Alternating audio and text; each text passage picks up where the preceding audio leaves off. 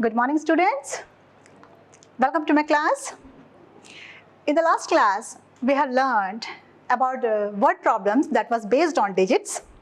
Today, we will deal with the same word problem with another topic that is based on area.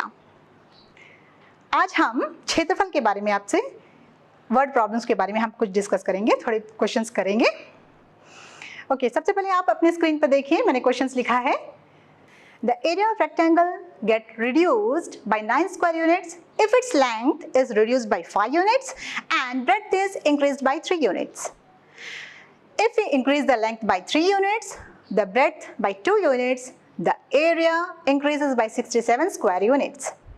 Find the dimensions of the rectangle. For Hindi medium students, एक आयत का क्षेत्रफल 9 वर्ग इकाई कम हो जाती है यदि उसकी लंबाई 5 इकाई कम कर दी जाए और चौड़ाई 3 इकाई बढ़ा दी जाती है. यदि हम लंबाई को 3 इकाई और चौड़ाई को 2 इकाई बढ़ा दें तो क्षेत्रफल 67 वर्ग इकाई बढ़ जाती है. आयत की विमाएं ज्ञात कीजिए. ओके, अब इस क्वेश्चन में आपने देखा कि क्वेश्चन में रेक्टेंगल है, rectangle word is used and the question is we have to find out the dimensions of the rectangle. What is the dimensions? It is a plane figure, rectangle is a plane figure, so dimensions are length and breadth. आयत जो है ये आयत है, ये है आयत, it's a rectangle. इसके दो विमाएं होती हैं, लेंथ एंड ब्रेड्थ, लंबाई और चौड़ाई, जिसको हम दिखाते हैं L और B से. ठीक है, ओके. अब हम क्वेश्चन को ध्यान से पढ़ेंगे. तो हमारे पास दो चीजें हैं, एक तो है लेंथ और एक है ब्रेड्थ, और दोनों जो है हमको फाइंड आउट करना है, दोनों अननोन क्वांटिटीज हैं. तो हम सबसे पहले we will consider that let the length of rectangle be x and breadth will be y. तो x को हम मान लेंगे लंबाई और y को मान लेंगे हम चौड़ाई. ठीक है, okay. Late the length of rectangle, आयत की लंबाई इक्वल्स टू, हमने ले लिया x यूनिट. ठीक है, हमने लंबाई ले लिया x यूनिट और ब्रेड्थ ले लिया हमारा y यूनिट हो गया. हमारा चौड़ाई जो रेक्टेंगल का आयत की जो चौड़ाई है हो गया. अब हमारे पास इस क्वेश्चन में आपने ध्यान से देखा होगा एरिया ऑफ रेक्टेंगल. एरिया मतलब हमें क्षेत्रफल निकालना है. तो area of rectangle is length into breadth, आप सभी को पता है. सो एरिया हम सबसे पहले हम लोग निकालेंगे area equals to length into breadth, that is length is x and breadth is y, that is xy square unit. Okay. हमारा क्षेत्रफल हो गया this one. ठीक है, अब क्वेश्चन आप ध्यान से पढ़िए. The area of rectangle gets reduced by 9 square units if its length is reduced by 5 units and breadth is increased by 3 units. इसका मतलब है क्या कि लोग फर्स्ट कंडीशन क्या बोल रहा है कि इसका जो लेंथ, पहले से जो लेंथ था उसको कितना कम कर दिया गया है, 5 इकाई कम कर दी गई है. मतलब जितना था उसको -5 कर दिया गया है. और उसी तरह जो लेंथ, इसका जो चौड़ाई है, जो इसका ब्रेड्थ है, उसमें 3 इकाई बढ़ा दी गई है. ठीक है, इसका मतलब हमें क्या करना है, हमारा जो एरिया होगा वो चेंज हो जाएगा. ठीक है, तो हमारे पास दो केसेस हैं. फर्स्ट केस है, फर्स्ट केस में case one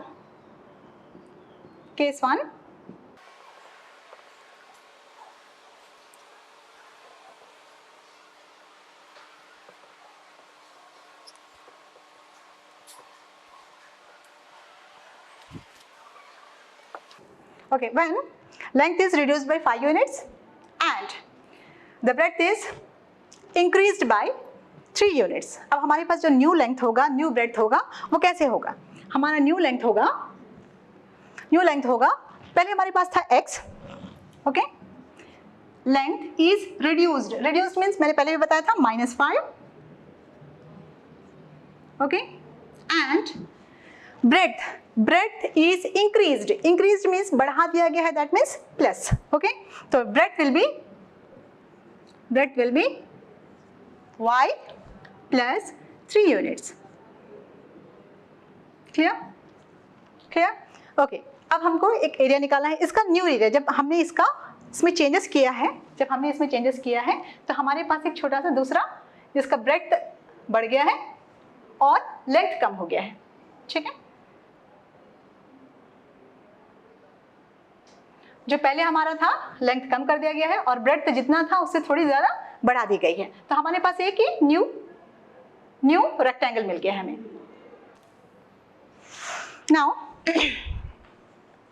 now new area, अब इसका एरिया कितना होगा? New area equals to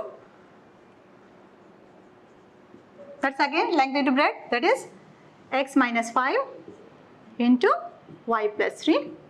okay, इन दोनों को मल्टीप्लाई कीजिए। लेकिन मल्टीप्लाई करने जब थोड़ा सा करते वक्त थोड़ा सा ये चीज़ ध्यान रखिए कि माइनस वाले को आप सेकंड में लिखिए, तो क्या होगा जब आप मल्टीप्लाई करोगे तो आपको गड़बड़ नहीं होगा।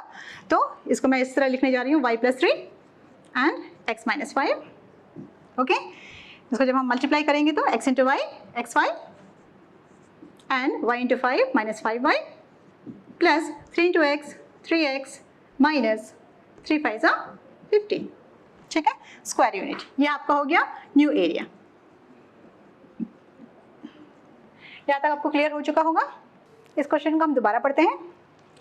The area of rectangle is reduced by 9 square unit. आयत का क्षेत्रफल 9 वर्ग इकाई कम हो जाती है। ओके, अब हम कंपेयर किससे कर रहे हैं? अपने जो ओरिजिनल जो एरिया था उससे कंपेयर कर रहे हैं हम। ठीक है, तो अभी हमें फिलहाल जो मिला है, हमारा जो न्यू एरिया है, न्यू एरिया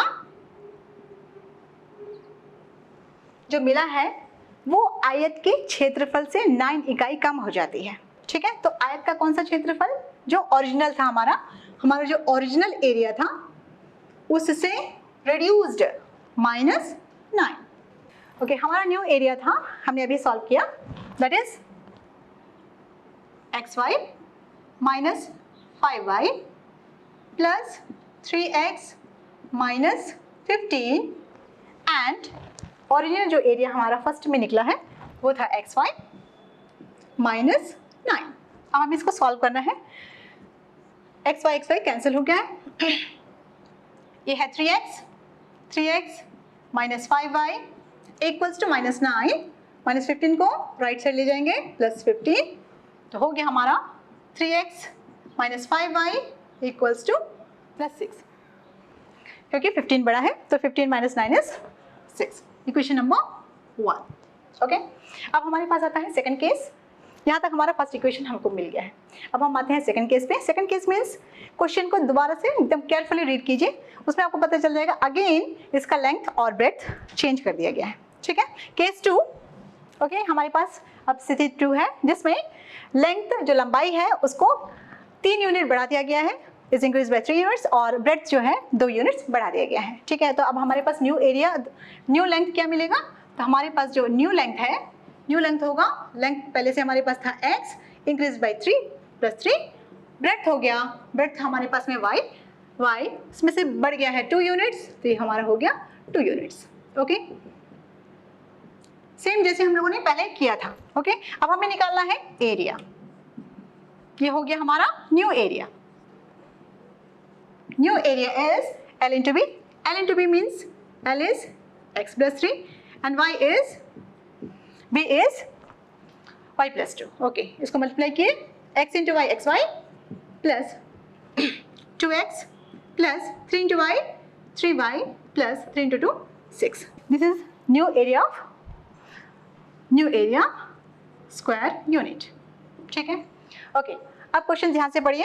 अब हमको कंपेयर करना है अपने ओरिजिनल वाले और न्यू एरिया से। अभी जो न्यू एरिया मिला है बाय सेकंड कंडीशन,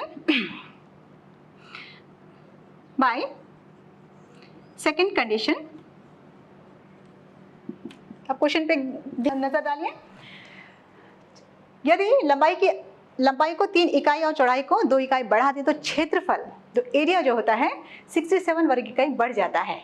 मीन्स ये जो new area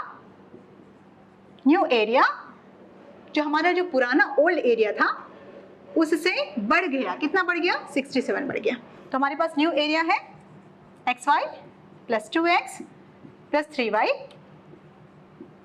plus 6 equals to हमारा जो ओरिजिनल एरिया है दैट वाज xy प्लस 67। यहाँ देखिए, इसको सॉल्व करते हैं हम लोग, तो ये हो गया 2x plus 3y equals to 67 minus 6। This is 2x plus 3y equals to 61. This is equation number 2. अब आप लोगों को पता है आपके पास है दो इक्वेशंस हैं, ठीक है, और इन दोनों को सॉल्व करने की मुझे ज़रूरत नहीं है, आप लोग को आता है इन दोनों को कैसे सॉल्व किया जाता है। फिर भी मैं फटाफट में इसको सॉल्व कर लेती हूँ। That is solving equation 1 and 2, solving equation 1 and 2. First equation is 3x minus 5y equals to 6. It is equation number 1. And the second one is 2x plus 3y equals to 61. This is equation number 2. Okay. By using which one? Elimination method. This whole equation will be multiplied by 2. It is इन दोनों को आपस में coefficient equal करने के लिए हम लोग इस पूरे को 2 से मल्टीप्लाई करेंगे, इसको 3 से करेंगे तो हमें मिल जाएगा 2 3 6, 10y equals to 12. And here 6x plus 3 3s are 9, y that is 183. Okay. Now subtract. We'll subtract it. Okay. Get cancelled. This one is minus 19y, and when we subtract this one, this is 171 and minus, or y equals to minus 171 by minus 19. I think 19 nines are. So y equals to 9. If we substitute the value of y in equation 1, okay, from equation 1. Equation 1 is 3x minus 5y equals to 6. So 3x minus 5 into y. Y is 9. Y equals to 9. Y equals to 9. Or 3x minus 45, 6, or 3x equals to 6 plus 45, that is 51, and x equals to 51 by 3, that is 17. Therefore you obtain value of x is 17, and what is it? It is the length of the rectangle.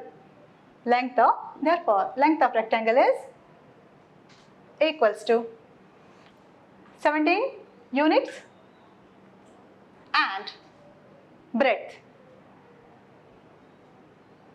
equals to how much? 9 units.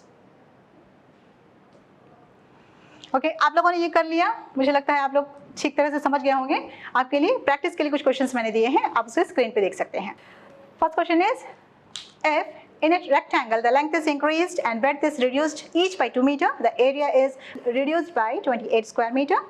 If however the length is reduced by 1 meter and breadth is increased by 2 meter, the area increases by 33 square meter. Find the dimension of the rectangle. Hindi में इसी को, यदि एक आयत की लंबाई को 2 मात्रक बढ़ा दें और उसकी चौड़ाई को 2 मात्रक घटा दें तो उसका क्षेत्रफल 28 वर्ग मात्रक घट जाता है।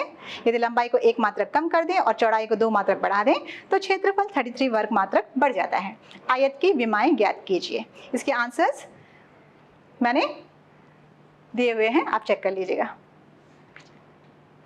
Okay, the second question, the area of rectangular field gets increased by 25 meter square if its length is reduced by 5 meter and breadth is increased by 5 meter. However, if the length is increased by 2 meter and breadth is reduced by 4 meter, the area reduces by 88 meter square. Find the length and breadth of the field. एक आयताकार खेत का क्षेत्रफल 25 वर्ग मात्रक बढ़ जाता है यदि इसकी लंबाई 5 मात्रक कम कर दी जाए और चौड़ाई 5 मात्रक बढ़ा दी जाए। यदि लंबाई को 2 मात्रक बढ़ा दें और चौड़ाई को 4 मात्रक कम कर दें तो क्षेत्रफल 88 वर्ग मात्रक कम हो जाता है। खेत की लंबाई और चौड़ाई ज्ञात कीजिए। ये रहा आपका प्रैक्टिस क्वेश्चंस। ओके, अब आपने पढ़ा क्षेत्रफल पर आधारित क्वेश्चंस को हम कैसे सॉल्व करेंगे। अब हम आते हैं problems based on salary, fair, charges etcetera, जिसको हम बोलते हैं कमर्शियल मैथमेटिक्स के ऊपर है, वाणिज्य गणित के ऊपर है, जिसमें हम किराया भाड़े के बारे में बात करेंगे। ये क्वेश्चंस मैं जो कराने जा रही हूँ ये क्वेश्चंस एक्सरसाइज 3.5 के क्वेश्चन नंबर 4 का फर्स्ट पार्ट से लिया गया है। क्वेश्चन में रीड करिए, आप अपने स्क्रीन पर क्वेश्चन देख लीजिएगा। A part of monthly hostel charges is fixed and the remaining depends on the number of days one has taken food in the mess. When a student A takes food for 20 days, he has to pay 1000 rupees as hostel charges. and whereas student B who takes food for 26 days pays 1180 rupees as hostel charges. Find the fixed charges and the cost of food per day. एक छात्रावास के मासिक व्यय का एक भाग नियत है और शेष इस पर निर्भर करता है कि छात्र ने कितने दिन भोजन लिया है। जब एक छात्र A को जो 20 दिन भोजन करता है और छात्रावास के लिए 1000 रुपीज व्यय करता है, जबकि एक छात्र B को 26 दिन भोजन करता है और छात्रावास के व्यय के लिए 1180 रुपये अदा करने पड़ते हैं। नियत व्यय और प्रतिदिन के भोजन का मूल्य ज्ञात कीजिए।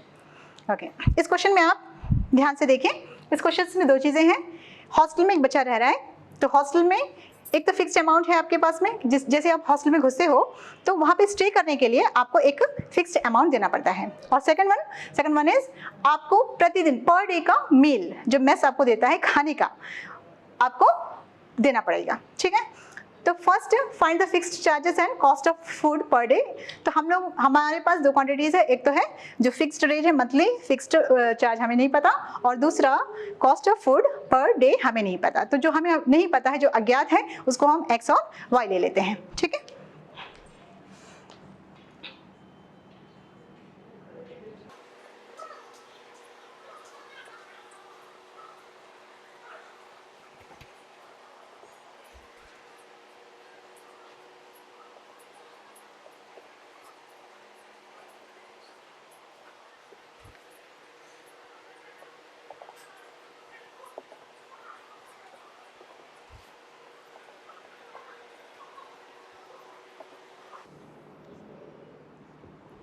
ओके, हमने ले लिया फिक्स्ड मंथली चार्जेस एक्स और हर दिन प्रतिदिन खाने का फूड का भोजन का जो व्यय है उसको हमने ले लिया वाई।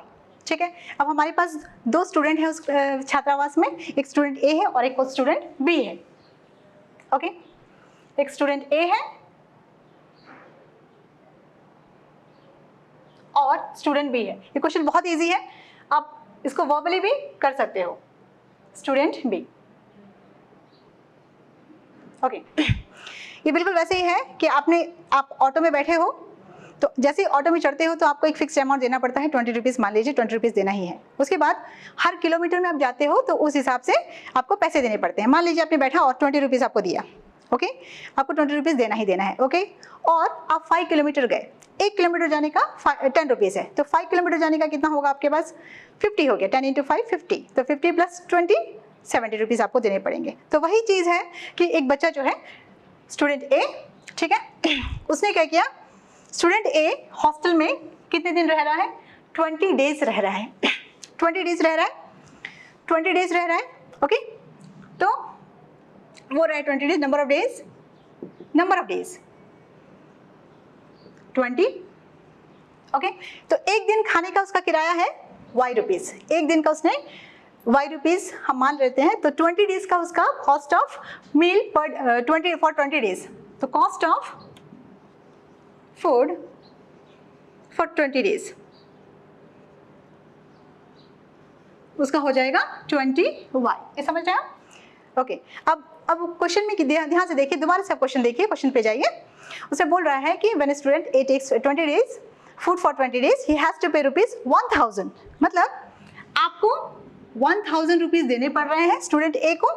ठीक है, स्टूडेंट ए को 1000 रुपीज़ देने पड़ रहे हैं। इसमें क्या क्या फिक्स है?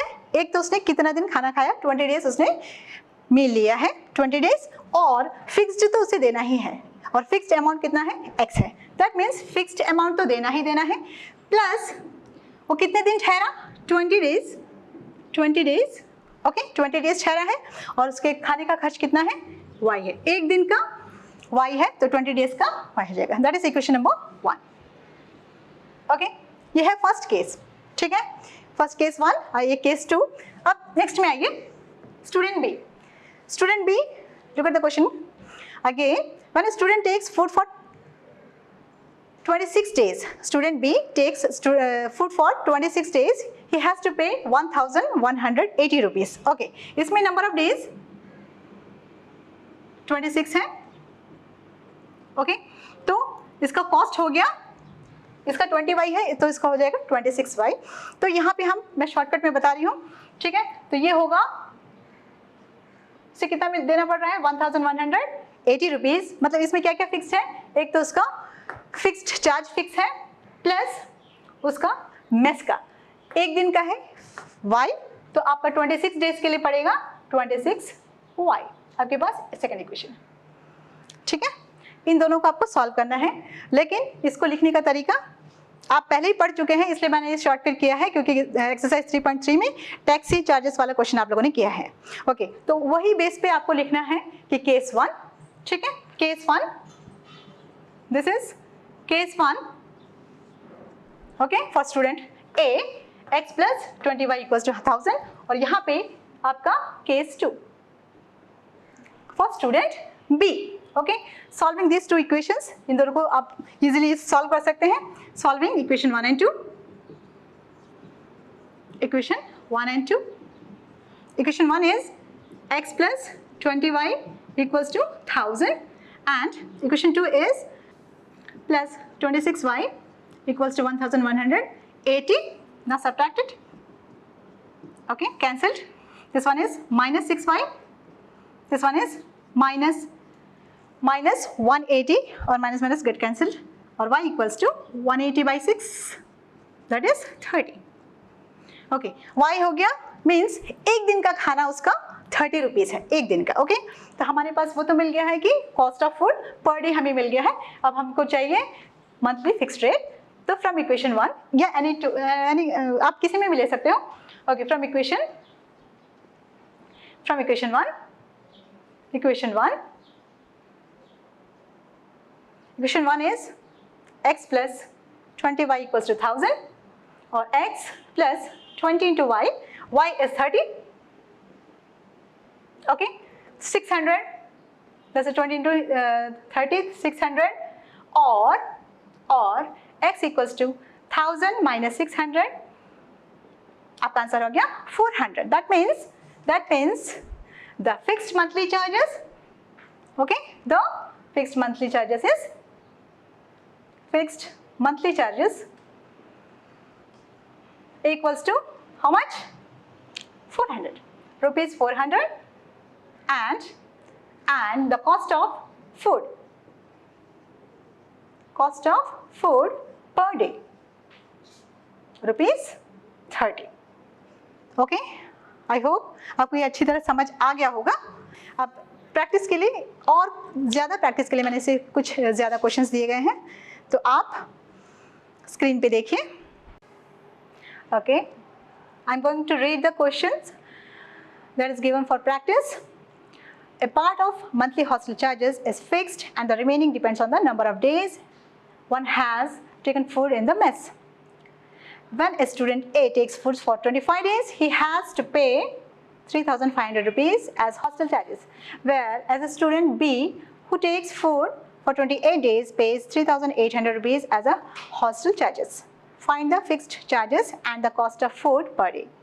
एक छात्रावास के मासिक व्यय का एक भाग नियत है तथा शेष इस पर निर्भर करता है कि छात्र ने कितने दिन भोजन लिया है। जब एक छात्र A जो 25 दिन भोजन करता है, 3,500 रुपये छात्रावास के व्यय के लिए अदा करने पड़ते हैं, जबकि एक छात्र B को जो 28 दिन भोजन करता है, छात्रावास के व्यय के लिए 3,800 रुपये अदा करने पड़ते हैं। नियत व्यय और प्रतिदिन के भोजन का मूल्य ज्ञात कीजिए। आशा करती हूँ कि आपने इस क्वेश्चंस को अच्छी तरह नोट डाउन कर लिया होगा, आपने इसका स्क्रीनशॉट लिया होगा और आप इसको घर पे बैठ के प्रैक्टिस कीजिए। अगर आपको प्रैक्टिस में कुछ दिक्कतें आती हैं तो हम नेक्स्ट सेशन में, नेक्स्ट क्लास में हम इसके बारे में थोड़ी सी हिंट्स दे देंगे, आपको इसके कोई इक्वेशंस बना के देंगे। ठीक है, उम्मीद करती हूँ आज के क्लास में आपको जो पढ़ाए गए टॉपिक्स है आपको अच्छी तरह समझ आ गया होगा। हम अगली क्लास में फिर मिलेंगे, तब तक अपना ध्यान रखें, अपना ख्याल रखें, खूब कसरत करें और साथ साथ दिमागी कसरत भी किए। धन्यवाद।